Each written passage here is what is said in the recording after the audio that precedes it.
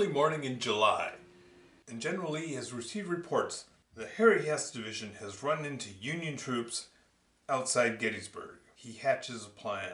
Use Heth's division to fixate the Union on Gettysburg.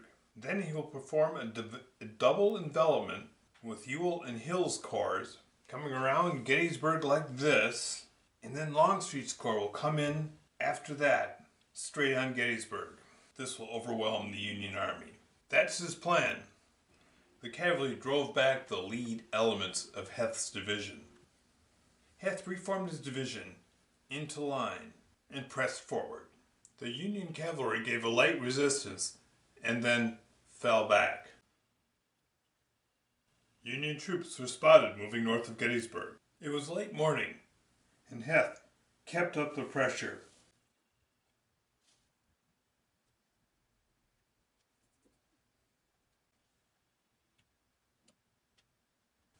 Pender's division entered and moving to the right flank, began extending and opening the attack. We began seeing Union troops appearing south of us, and the Union troops swarmed lead elements of Heth's division. We heard reports of more Union troops coming up the Emmitsburg Road. What's new about that? There's always more Union troops coming. Heth's troops fought valiantly and did cause some damage, but were ultimately eliminated. It's now coming up on midday. A.P. Hill attacks the Union troops to the south.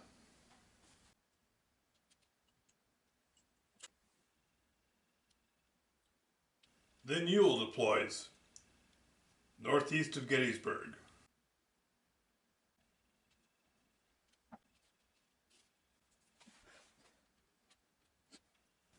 Just after lunch, it seems that General Lee's plan is coming together. And A.P. Hill has a remnant of Heth's division guarding the artillery on Seminary Ridge.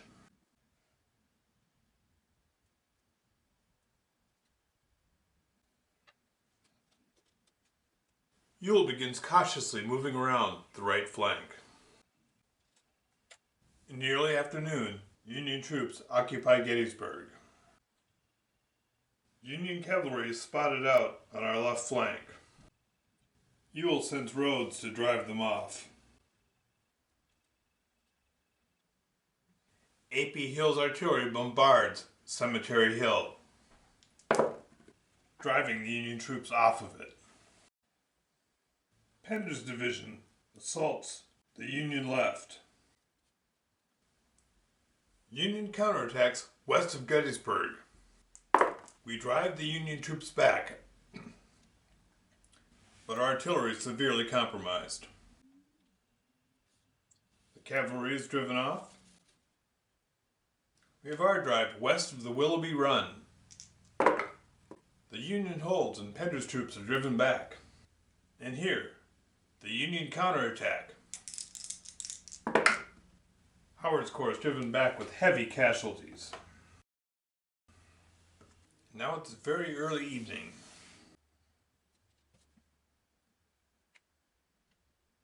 The last of A.P. Hill's corps comes charging up the Chambersburg Pike. A.P. Hill begins pressing hard on the Union left. Just after dinner, Ewell's corps opens up on the Union right flank.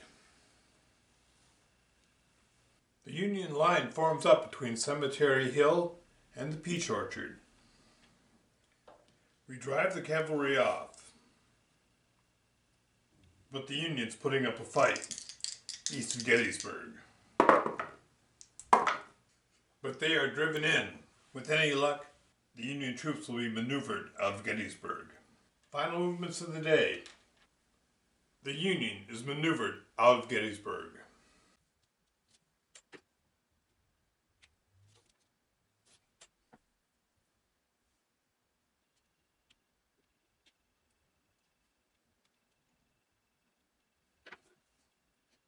Ewell brings up the rest of his troops.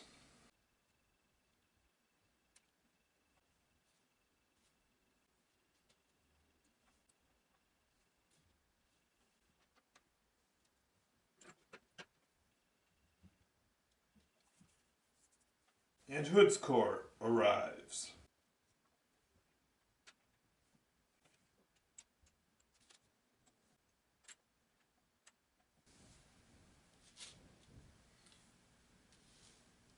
A.P. Hill unpacks his bags as far forward as he dares.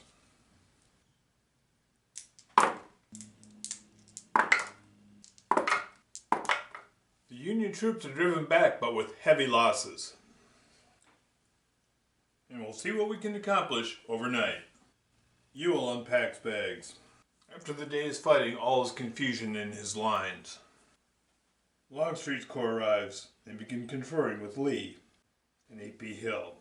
Thus far, there's been mostly light skirmishing on the first day. Few heavy battles, but nothing severe. After consulting all night, Longstreet wanted to hold where they were, figuring it was a good position, and let the Union wear themselves out. Lee thinks that's a bad idea. They're only going to get stronger. Let's hit them now. And so Longstreet sends Hood's division up to Cemetery Hill. McLaws moves forward to reinforce any success. A.P. Hill begins advancing our right flank.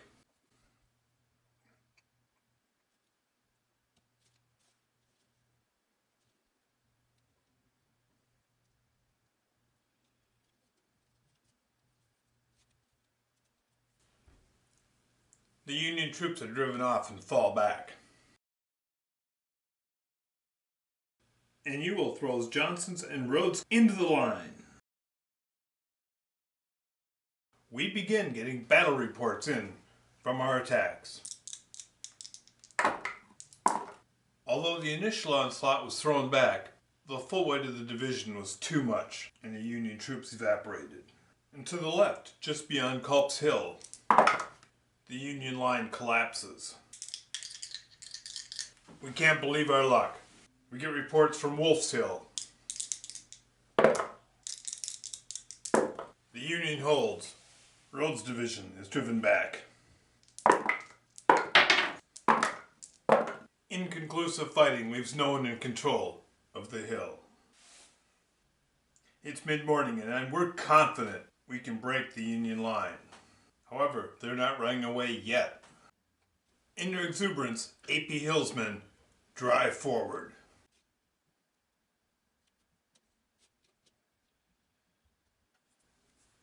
Union troops hit our left flank hard.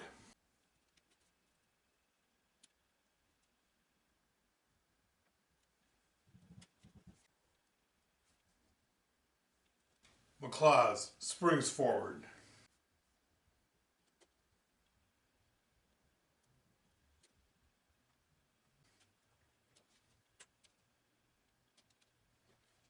Confused attacks all along the line. Ewell's 2nd Corps attempts to throw back the Union on the Confederate left. The Union is thrown back over Wolf's Hill. McLaws' attack in the center. Now the Union has artillery in the line. Suffering triple canister at 10 yards, McLaws' division falls back. 1st Corps continues to push in the center. Citing the arrival of fresh Yankee units from the night, our troops are thrown back. The Union still holds the Peach Orchard. Now A.P. Hill has Pender's division smash into the extreme left of the Union line. The Union line holds. Union cavalry is seen moving off to our left. Ewell still has some fight in him, and he pushes back on our far left. He secures Culp's Hill. Brings up the artillery. Guards the bags. Longstreet unpacks his bags. We have to keep our troops fresh.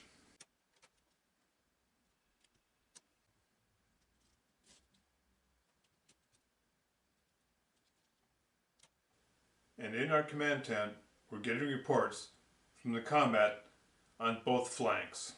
A.P. Hill's corps is turning the flank. But what about Ewell? With difficulty, Ewell throws them back. Late in the morning, A.P. Hill sounds the charge. The Yankees abandon the peach orchard. Ewell's artillery opens up the Yankee line. Following the artillery bombardment, Ewell sends in a full division. Longstreet sends Hood's division in for one more try. Union cavalry keeps forcing Ewell to draw out a stronger line. Our first reports from the late morning combat come in from A.P. Hill. We continue to drive the Union back.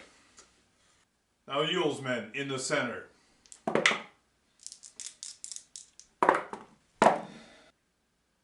Fighting is heavy, but we have driven them back. And now it's lunchtime. Union artillery opens up on Hood's division. The division holds. The Union pushes strong on our left. Union feeds some troops from somewhere into the hole in their line. Longstreet attacks. How long can they hold out? He supports Ewell's attack. Ewell attacks back northeast of Wolf Hill. Grudgingly gives some ground on the far left. Union cavalry is still extending our left. A.P. Hill opens with one final drive. And now the whole line explodes. The grape shot in the Devil's Den is too intense. Pender's division and remnants of it fall back. Likewise north of the Devil's Den. A.P. Hill has lost almost half his men in 1 hour of fighting. And in the very center, Longstreet's crack troops, Hood's Texans, fight with the Wisconsin Iron Brigade and the best of Reynolds' Corps. In the end, neither side has much left. No one is in control of the center. And word comes in from the far right. Ewell overwhelms the Union troops. He sent a detachment, part of a brigade, to just hold the line, and they drove back the Union troops. And finally, not far from the bags, the Union bags are exposed. Who can recover and reinforce that position first? Of course, Reynolds scrapes together a few troops, and they counterattack. Union artillery fires on A.P. Hill's troops in the peach orchard, driving them back.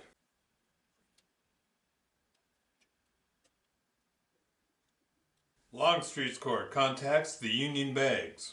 Just after noon on the second day, Lee breaks the Union line. And it was desperate. Had this not worked, he was very close to having his own army break and run.